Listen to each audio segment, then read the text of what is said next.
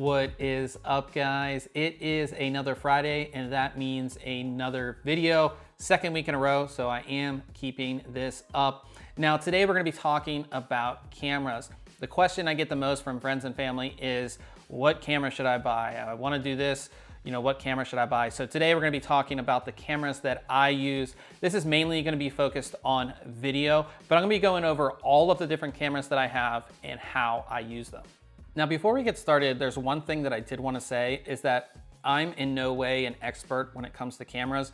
Everything I learned about cameras, shooting video, I learned from the internet, and I've learned from using these products or these cameras. I just went out and started doing it. So if you are interested in any of the cameras that I talk about today and you want to learn more, go research it, get on YouTube. That's how I learned. So yeah, let's get started.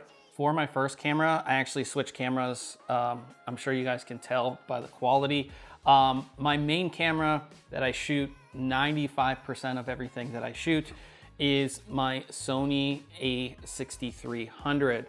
I've had this, I think, for like 3 years. It is my go-to. I was so excited when I bought this. This was the first camera that I really spent a lot of money on. And it's been well worth it. Like something like a camera that you can have for years and years and years and you don't feel like it's outdated. One of the main reasons that I bought this camera was it was one of the first cameras within a reasonable price range that shoots 4K video. I mainly bought this for Think Computers at the start, and I wanted to have our videos be 4K. This is one of the first cameras that shot 4K. And it's still a good camera, like the 4K quality. You can even tell the quality, because again, this is not the A6300. And when we switch back, you'll see the quality. It's just that good of a camera. And I haven't had a reason to really replace it. Everything that Sony has come out with in the A6000 line, there's a 65, there's a 66, there's a 64 now. They haven't really given me a big reason to upgrade. I'm waiting for like that next thing, and there hasn't been a next thing from Sony in 3 years that has really made me want to upgrade over what I actually use this camera for. Now, I use this camera for everything. It is my main camera for shooting products for Think Computers. I've shot interviews on this. I take this on adventures and travels, and I've done whole vlogs on this. I've done everything on this camera. It's all around great camera. And it's a mirrorless camera, so it's not a full DSLR. It's mirrorless, which I'm actually a fan of for the form factor. It's kind of hard to tell because I have this cage around it, but it is a very small camera. So it easily fits in like a backpack, or you can get really small camera bags for this. It's not huge like a big DSLR. You still have the ability to do interchangeable lenses. Another reason why I chose this over some other cameras is that at the time, it was one of the few cameras that had the microphone out as well, so I could record better audio. And the only thing I don't like about it, which the A6600 fixes, is that the screen only goes like that, like it goes out. It doesn't do much like to help you record yourself. So when you're recording yourself, you kind of just have to guess if you're in the shot or not. Over time, I've gotten over that. Like I know this camera now, so I know how far I have to have it away and all of that. But this camera shoots 4K, as I said. It does slow-mo, 1080p 120, I believe, which looks really, really awesome. I love this camera. I don't have a reason to replace it. I haven't found a reason to replace it. For the amount of money I want to spend on a new camera, which would be a couple $1,000s, I just haven't found a reason to replace it. So this is my go-to. I always suggest people who are in that $1,000 to $2,000 range, like any of the Sony A6000 series cameras are my go-to. So yeah, A6300, this has been my favorite camera. So now we have the A6300 back on the tripod, and you can see the difference in quality pretty much right away, but that has actually a lot to do with the lens that I'm using. So with the A6000 series cameras, you have interchangeable lenses, and right now I'm using the Sigma 16mm 1.4. Being that it is 1.4, that allows me to do the bokeh. What that means basically is, as you can see, the background behind me is blurred out. That's great for photos. It's great for product shots. That's probably One of the main reasons I got this lens was for that specifically, but this lens pretty much stays on my camera 24/7. It's what I use most of the time. 16mm is great for me when it comes to product shots, even when it comes to like when I'm out adventuring and things like that. It is, like I said, it's a super sharp lens. One thing, like again, for doing product shots, being super sharp and just, you know, doing pans and tilts with this lens is just absolutely awesome. Now, I do have 2 other lenses that I rarely use these days. Like I said, the Sigma is on my camera pretty much 24/7, but these 2 lenses actually came with the camera when I bought them. So we'll start with what I call the Pancake Lens because it's super, super small. This is the Sony 16-50 3.5 to 5.6. This was on my camera for pretty much the first year I had it. I didn't upgrade my lens when I got the camera. And this is a good lens. It's a good all-around lens. Again, 16mm to 50, you get a little bit of zoom in there. You know, you don't get that super low aperture. It's 3.5 to 5.6, but it's not that bad. Like I said, I used it for pretty much everything that I do. Yeah, it's a good little lens. So I like this one. And then we have the bigger zoom lens. This is the Sony 55 to 210, 4.5 to 6.3. I rarely use this. Again, it came with the camera, so I have it. I do take it on trips though, especially like when I go to the beach, because a lot of times there's like, you know, you see dolphins like really far away when you're on the beach and this can zoom in on them. Stuff like that, or if I'm like shooting birds or stuff in the sky, I use the zoom lens because this of course can get that far. You know, it zooms out quite far. So those are the 3 lenses that I use. These are the 2 ones that I rarely use. As I said, the Sigma stays on the camera pretty much most of the time. The next camera is my newest addition to my arsenal of cameras. This is the Sony ZV-1.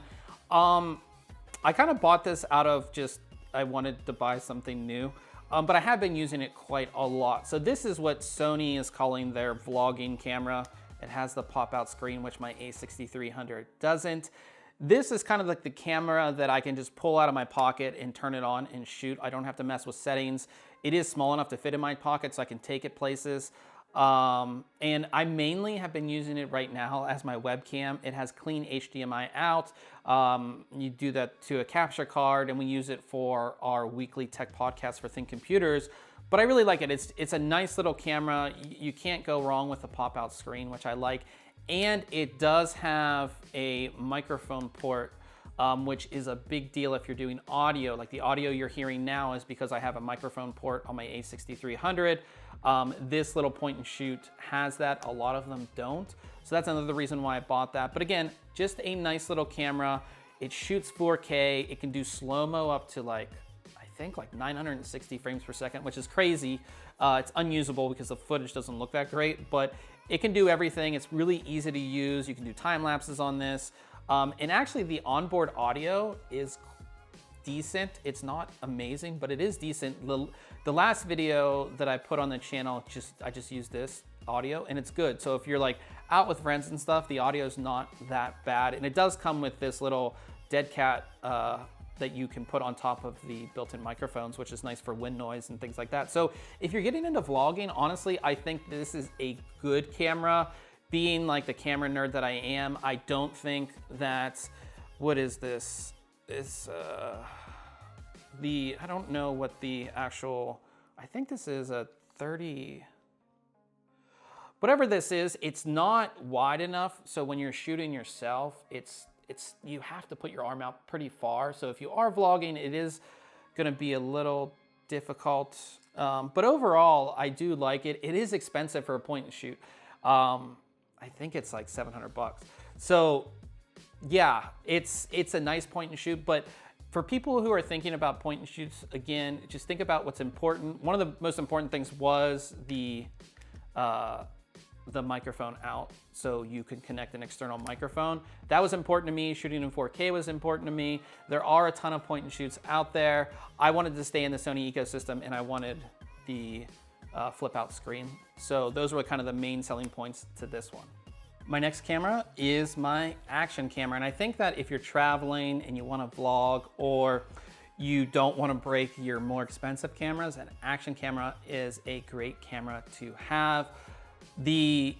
One of the biggest reasons I got an action camera was because when I used the A6300, when Kayla and I would go on trips, every time I would do like a walking scene, it would be like this. It would be like, the camera would be going up and down, and you can't really fix that. And all of the action cams, whether it's this one, which is the DJI Osmo Action, or any of the GoPros, they have really good image stabilization, which means you can walk around and it doesn't feel like you're going up and down, which I really liked. Another great thing about all of these action cameras is that they are waterproof, which means you can take them underwater. So if you're at the beach or you're at the pool or you're climbing waterfalls, which Kayla and I do a lot, you don't have to worry about the camera getting wet. They're great. You can actually get some really cool shots too with these, underwater and doing a lot of cool stuff, which I really like. Now, the reason I picked the DJI Osmo Action over a GoPro is when this came out. I bought this right when it came out. I'm gonna turn it on and I'll show you the main reason I got this. Let me go ahead and switch it, is that it has the front camera, or the front screen. So when you're shooting yourself, you can actually see what you look like.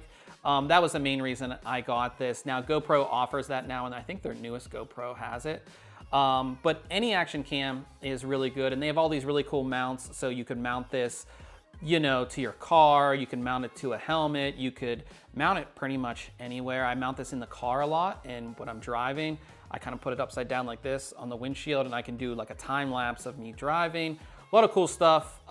This one specifically shoots 4K 60, 1080p. You can do time lapses, you can do slow-mo. It does everything. All of the new ones do pretty much that, the same thing as well. So yeah, definitely get an action cam in your arsenal.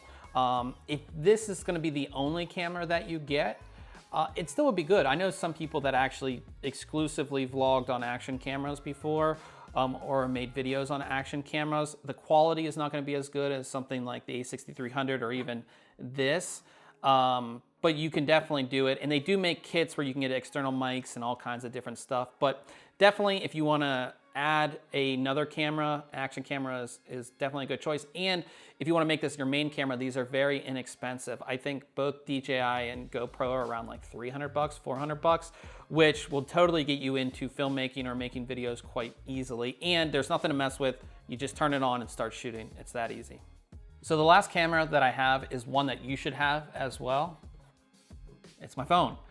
So many people overlook their cell phone as a way to shoot video and create content. It is the easiest way to do it because you already have it, which means you don't have to spend money on all these other cameras that I talked about. You can just use your phone. And one thing I really like about most phones and their cameras is that they do have pretty decent image stabilization. Before I got the action camera, this was the camera that I used to walk around with. So if I was shooting a vlog and I was walking around, this was the camera that I used because it was better than the A6300, and these were the only two cameras I had at that point. These will shoot, most of the new phones will shoot 4K, they can do slow-mo, they can do time lapses, and they're super easy to set up. You don't really have to do anything, you just turn them on and go. And again, these don't cost you, this doesn't cost you anything because you already have it. So if you didn't want to make the financial plunge into getting any of the other cameras that I talked about, you already have this one, start creating on this. Now, one more thing before I get out of here is that don't feel compelled that you need to go out and buy a new camera or buy something to start making content or start making videos. As I said, most of you have a phone. And I've seen so many people go out and spend thousands of dollars on cameras, lenses, equipment, and they make a few videos and then they just stop doing it. So my advice to you would be start making videos on your phone or whatever you may have and see if you like it, see if you like doing it, see if you're gonna continue to do it. And then, then go out and buy a camera. Like when I bought the A6300, I had a old, I think it was a Sony NEX5, which I mainly used to shoot photos for reviewing products. And I went, I started shooting video on that and it was good. And I was like, okay, I'm shooting videos for Think Computers. I like shooting video. I'm gonna make the investment into a nicer camera. And then from there, you know, I started traveling and doing more stuff and buying more cameras because I was actually using them, and that's why I bought them. So don't ever feel like you know, that you need to go out and buy some camera to make content. Again, we can do it all on our phone. You know, this video was just to show you the cameras that I use and how I use them. So if you have any questions about anything in this video, go ahead and leave it in the comment section below, and we'll see you guys in the next one.